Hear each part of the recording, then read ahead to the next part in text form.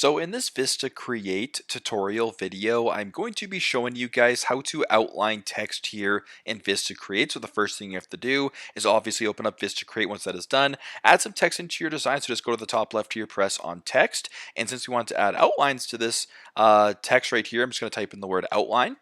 Just for simplicity's sake, so outline just like that. Now, in order to add outline to text, it's fairly straightforward. Press on the text right here. Go to the top right in this top bar to where it says effects. Press on effects. Then on the left-hand side of your screen, press on outline. So by default, it actually does make the outline a darker color and the inside of it a lighter color. So if you want to change that, you can just sort of change the thickness right here if you want to make it more thick or less thick. You can also turn this off if you want to make the text transparent, and then you can change the outline color right here. So if you wanted to make the outline color, let's just say red, for instance, you can do that right there. You can make it white, you can make it blue, whatever the case may be. Play around with it. It's super straightforward. But regardless, that is how to add outline to text here on VistaCreate. Thanks again for watching, and I hope this video helps.